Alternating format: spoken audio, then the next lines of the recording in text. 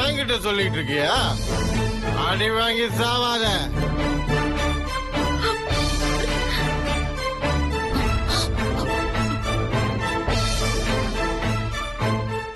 சரோஜா பாவா வாச்சலகுடி போலாம். முத்தரசரு மாடியில தான் இருக்கு. என்னது இந்த ஓட்டம் வர? ஓடு ஓடு.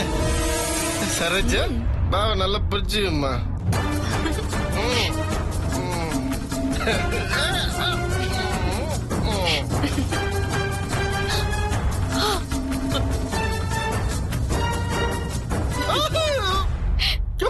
என்னமா வர?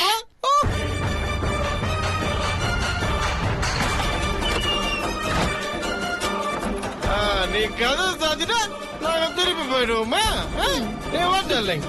இந்த வரேன் நீ இந்த வரேன்.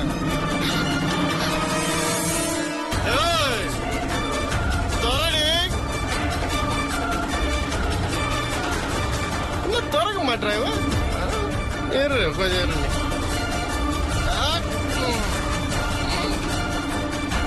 பாரு நீ ஏன் திறந்துட்டா உனக்கு மரியாதை. நானா திறந்து உள்ள வந்தேன்னு வச்சுக்க, உன முன்னெல்லாம் ஆகிருவேன். நீ திறக்க போறியா இல்லையா? போட்டின கதவெல்லாம் எப்படி திறக்கணுன்றது எங்களுக்கெல்லாம் அது படிமா. நாங்களாம் எப்பேற்பட்டாலும் தெரியுமா?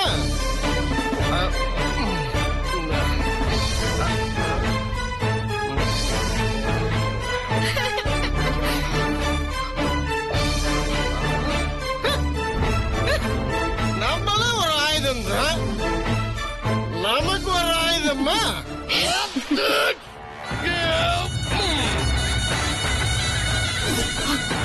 வேண்டாம் சித்தி, பயமா இருக்கு. கதவை திறந்து விட்டுட்டு நம்ம ஓடிடலாம். நீ அங்க போ.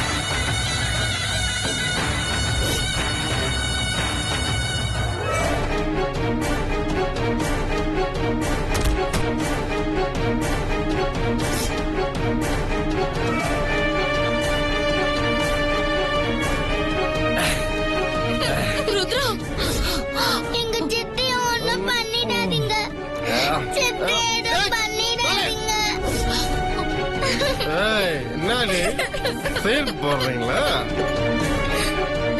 எவ்வளவு தர தரங்கிறா உனக்கு என்ன அவ்வளவு கத்தாலம்மா? இந்த வீட்டுல ஒன்ன விட எனக்கு ஜாஸ்தி உரிமை இருக்கு. நான் முத்தரசோட பங்காளி. மருது என் வீட்டு மாப்பிள்ள. ஆமா, என்ன தடுக்க நீ யாரு? யாரு? நீங்க பாருங்க, நீங்க வீட்ல எங்க வேணாலும் போய் படுங்க. முத்து மாமா ரூம் குள்ள நான் வேற யாரையும் விட மாட்டேன்.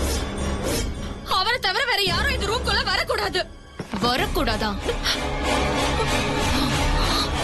ஏண்டி கொஞ்சம் கூட மட்டு மரியாதை இல்லாம எவ்வளவு தூரம் அவர் சொல்லிட்டு இருக்காரு. அவரை போய் விட மாட்டேன் அது இதுன்னு சொல்லிட்டு இருக்கியா? உன்னை என்ன பண்றேன்னு பாரு. விடுங்க.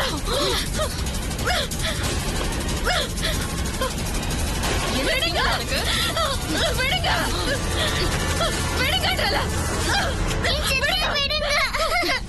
வேண்டாம். விடுங்க. உனக்கெல்லாம் சொல்ற விதத்துல சொன்னதாண்டி புரியும்.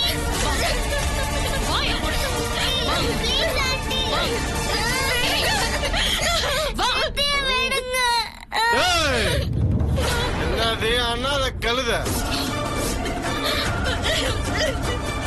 நீயே ஒரு ஊர் பேர் தெரியாதவன். இப்ப வந்து இவளை சித்தி அதுன்னு உறவு கொண்டாடிட்டு இருக்க. என்ன உங்க அம்மா வட்டிக்கிட்டு பிறந்தவளா? அப்ப யாரு அம்மா யாருன்னு யாருக்குமே தெரியாது. உன் அப்பன்னு சொல்லி கூப்பிடுறிய, அவன் ஆஸ்பத்திரியில நினைவு இல்லாம கிடக்குறான். தெரியுமா தெரியாதா? அவன் போன உடனே அப்பன்னு ஒருத்தன் உன்னை உரிமை கொண்டாடிட்டு இருக்கான். நீ எல்லாம் ஒரு ஆள்னு இவங்கெல்லாம் வக்காலத்து வாங்க வந்துட்டியா? யாருக்கு போதுன்னே தெரியாது. நீ இந்த வீட்டுக்குள்ள வந்து என்ன அதிகாரம் பண்றியா?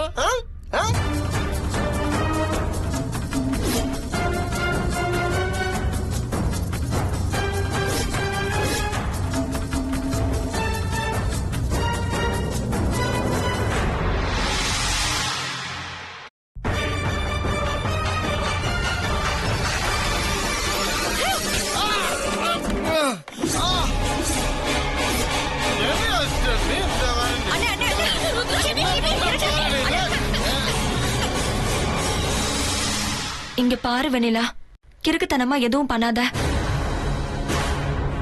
அண்ணன் தான் குடிச்சிட்டு வந்து இப்படி எல்லாம் கலாட்டா பண்றாருன்னா நீயும் ஏட்டிக்கு போட்டியோ அவர் கூட சேர்ந்து பேசிட்டு இருக்க. இங்க பாரு, முதல்ல இங்க இருந்து வெளியில வா. போது தெளிஞ்சதும் அண்ணன் இங்க இருந்து கிளம்பி போயிடும். சொன்னா கேளு. போ வெண்ணிலா.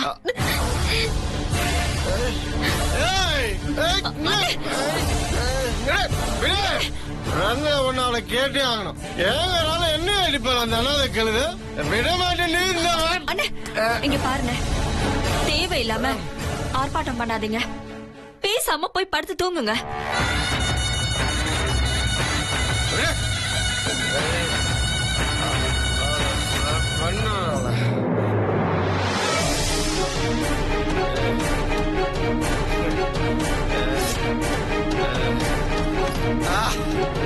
இந்த கட்டில்ல படுக்கிறத அப்படியே இந்த வீட்டையே சொந்தமாக்கிட்ட மாதிரி இருக்கு. கூடிய சீக்கிரத்துல முத்தரச சாம்ராஜ்யத்துல என் கொடிய நிலநாட்டுறேன். அதுதான் என் கனவு. அப்ப தெரியும் இந்த தென்னரசு யாருன்னு.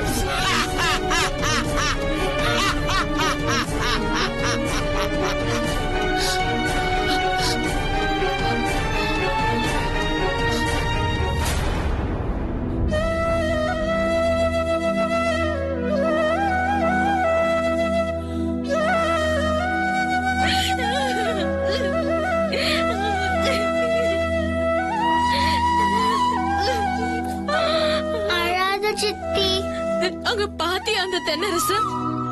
மாமா கிட்ட நின்னு கூட பேச தகுதி இல்லாதவன் இன்னைக்கு மாமா படுக்கிற அதே படுக்கையில படுக்கிறான். ஏன் தான் இந்த வீட்டுல இப்படி கெடுதல் நடக்குதோ? இங்க இருக்க வேண்டிய மாமா எங்கேயோ ஆஸ்பத்திரியில நினைவு இல்லாம படுத்திருக்காரு. இப்படிப்பட்ட கெட்டவெல்லாம் வீட்டுக்குள்ள புகுந்து கூத்தடிக்கிறான். இதெல்லாம் நினைக்கும் போது ரொம்ப கஷ்டமா இருக்கு ருத்ரா. எல்லாமே என்னாலதான் சித்து. அந்த சாமியார் சொன்னார்ல, நான் தான் அப்பாவோட உண்மையான பொண்ணுன்னு தெரியும் போது ஏதேதோ பிரச்சனை வரும்னு. அதனாலதான் சித்தி இப்படி எல்லாம் பிரச்சனை வருது. இன்னும் நிறைய பிரச்சனை வரும்னு எனக்கு பயமா இருக்கு. நீ அப்படிலாம் சொல்லக்கூடாது ருத்ரா. நீ இப்படி எல்லாம் பேசுறேன்னு தெரிஞ்சாலே முத்து மாமா ரொம்ப வருத்தப்படுவாரு. இல்ல சித்தி, இந்த வீட்டை விட்டு நம்ம போயிடலாம்.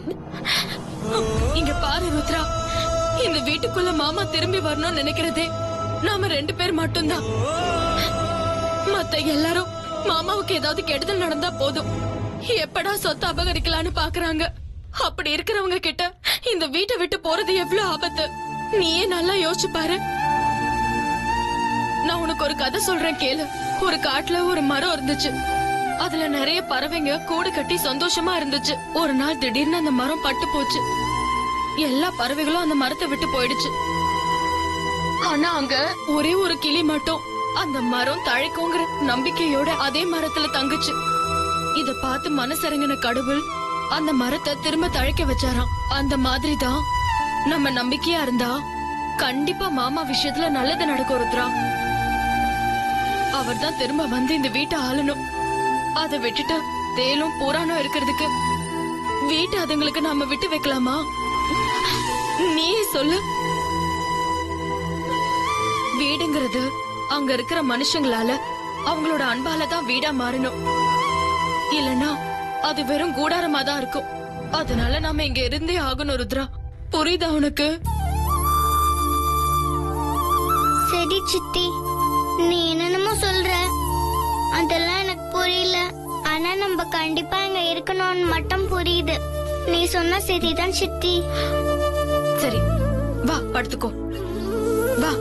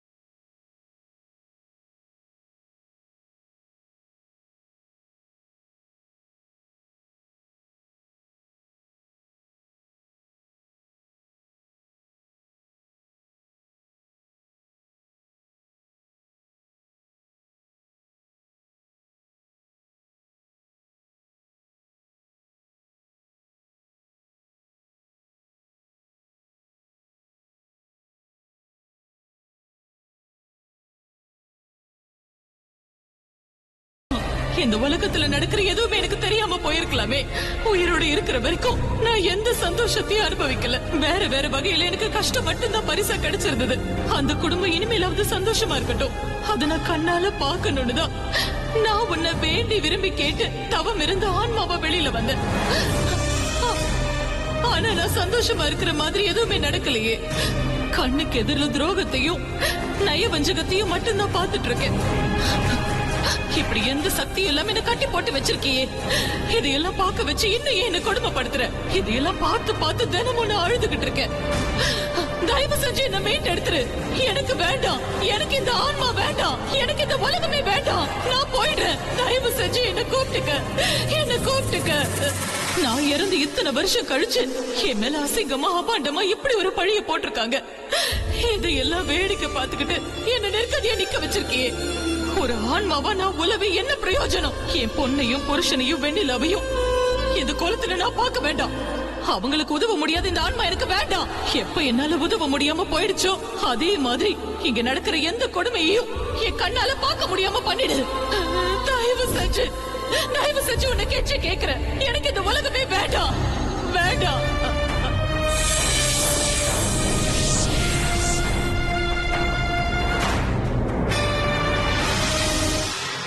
இதோ பாருமா, உன்னோட வேதனைக்கும் கண்ணீருக்கும் பதில் சொல்லத்தான் நான் இப்ப தோன்றி இருக்கேன். உயிரோடு இருந்தாலும் ஆன்மாவா இருந்தாலும் இந்த பிரபஞ்சத்துல நடக்கிற எல்லாமே விதியை தாண்டி நடக்க முடியாது. விதிக்கப்பட்ட விதியின்படி எது எந்த காலகட்டத்துல நடக்கணுமோ அதன்படியே எல்லாமும் நடக்கும். நீ ஆன்மாவா இந்த உலகத்துல இருக்கிறதுக்கும் உன் கணவனையும் குழந்தையையும் நேர்ல பாக்குறதுக்கும் விதி இருக்கு. இப்படி இந்த உலகத்துல தங்கி இருந்து மனிதர்களுக்கு உதவுற சக்தி எல்லா ஆன்மாக்களுக்கும் கொடுக்கப்படுறதில்ல. நீ உன்னோட உறவுகளை பாக்குறதுக்கும் உதவுறதுக்கும் குறிப்பிட்ட வரைமுறைகளுடன் கூடிய சக்தி கொடுக்கப்பட்டிருக்கு. எப்படி அந்த சக்தி கூட உனக்கு கிடைச்சதுன்னா உன்னோட நல்ல எண்ணத்தாலையும் இறந்த பிறகும் இறைவனை வேண்டி நின்ற உன்னோட பிரார்த்தனைக்காகவும் தான் இப்படிப்பட்ட சக்தி உனக்கு கொடுக்கப்பட்டிருக்கு. அந்த சக்தியும் வரைமுறைகளோட கொடுக்கப்பட்டிருக்கு. எல்லா பிரச்சனைகளுக்கான தீர்வுகளும் கஷ்டங்களை போக்குறதும் உன்னால நடந்தேறணுங்கிற அவசியம் கிடையாது. அவரவர் விதிப்படி அவங்க பட வேண்டிய கஷ்டங்களை அனுபவிச்சு அந்த கர்ம வினையின்படி அவங்க மீண்டு வருவாங்க. அவரவர்களுக்கு விதிக்கப்பட்டது நடந்தே தீரும். அதிலிருந்து தப்பிக்கணும்னா மனமொன்றிய பிரார்த்தனைகளால மட்டுமே அது நடக்கும். அப்பதான் அந்த பிரச்சனைகள்ல இருந்து அவங்க மீண்டு வருவாங்க. அவரவர் விதிப்படி அவங்க பட வேண்டிய கஷ்டங்களை அனுபவிச்சு அந்த கர்ம வினையின்படி அவங்க மீண்டு வருவாங்க. அவரவர்களுக்கு விதிக்கப்பட்டது நடந்தே தீரும். நினைத்த நேரத்தில் நீ சென்று அவர்களை காப்பாற்ற இயலாது. உன்னுடைய எதிராளிகள் விஸ்வரூபம் எடுத்தப்பதான் உன் இறப்பு நடந்தது. அதற்கு பிறகும் அவர்களது கொடுமைகள் அக்கிரமங்கள் நடந்தது. உன்னோட புனித தன்மையாலதான் அவங்களோட தோல்வியும் ஆரம்பிக்கும். இந்த ஆட்டம் ஆரம்பிக்கப்பட்டதும் உன்னாலதான், முடிய போறதும் உன்னாலதான். அது உன் கடமையும் கூட. அது வரைக்கும் நீ இந்த ஆன்மாவோட இந்த உலகத்துல உழவிதான் ஆகணுங்கிறது நியதி. உன் விதிப்படி என்ன இயலுமோ அதைத்தான் கடவுளால கொடுக்க முடியும். தொடர்ந்து முறையோடு இருக்கும்போது உனக்கு சாதகமாவும் நடக்க வாய்ப்பு இருக்கு. அதனால உனக்கு சக்தி இல்லாத போது, உன்னால உதவ முடியாத போது இறை சக்தியை இறைஞ்சி நீ வேண்டது மட்டும்தான் உனக்கு இருக்கிற ஒரே வழி. இப்போ உனக்கு இந்த பழி ஏற்பட்டிருக்கே, இது ஆன்மாவால் தீர்க்க முடியாத ஒன்னா. உலகத்துல உயிரா உழவர வெண்ணிலாவால தான் தீர்க்கப்பட இருக்கு.